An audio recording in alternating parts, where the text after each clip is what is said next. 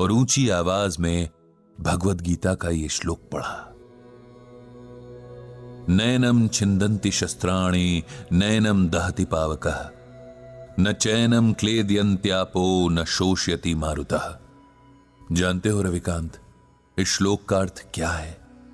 श्लोक का अर्थ है, आत्मा को न औजार काट सकते हैं, न आग उसे जला सकती है, न पानी उसे भिगो सकता है, न हवा उसे सुखा सकती है। आत्मा अजर और अमर है।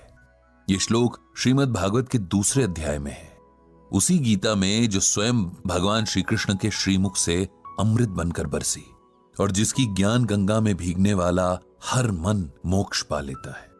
रविकांत का ध्यान आज सुनी हुई सारी बातों में बस इसी बात ने थोड़ा सा उसकी ओर खींचा।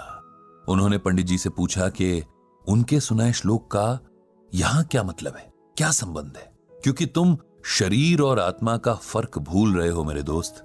अपनी प्रिय पत्नी के शोक में तुम इस सच को अनदेखा कर रहे हो कि उसका सिर्फ शरीर नष्ट हुआ है, उसे चलाने वाली आत्मा नहीं, क्योंकि आत्मा तो अजर अमर है।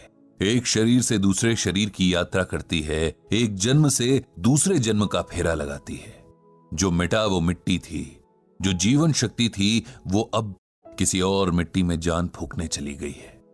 उसके लिए शोक करना बेकार है, ये उस आत्मा का अपमान भी है।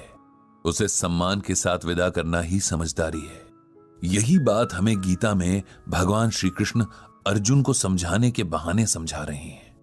हमारे मोह माया के बंधन हमें सच्चे लगते हैं, लेकिन सच सिर्फ एक है, और ये वही सच है जिसे भगवान श्री कृष्ण ने अर्जुन को बताया है कि आत्मा अजर और अमर है। इसीलिए शरीर के प्रति प्रेम रखना व्यर्थ है। तुम्हारी रश्मि की देह का साथ तुम्हारे साथ बस यहीं तक का था। इस सच को स्वीकार कर लो और उसकी मृत्यु को उसी भाव से स्वीकार करो जिस भाव से उसके साथ को स्वीकार किया था।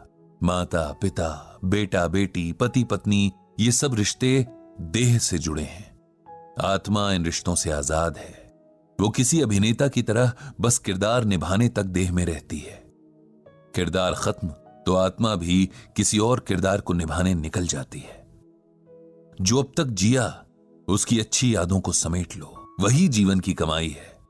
उसी के सहारे आगे का जीवन काटना है।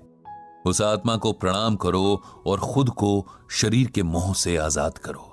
पंडित जी की इन बातों को सुनकर और भगवद गीता के श्लोक की व्याख्या सुनकर रविकांत के मन को ऐसी हिम्मत मिली जैसे किसी डूबते हुए को किसी मजबूत हाथ का सहारा मिल गया हो।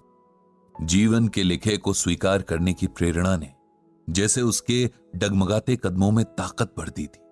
उसने तय किया कि अपनी मर चुकी पत्नी की यादों को सम्मान देते हुए अब उसकी मृत्यु की सच्चाई को भी सम्मान देगा और साथ ही और भी गहराई से श्रीमद् भगवद गीता के ज्ञान को समझेगा।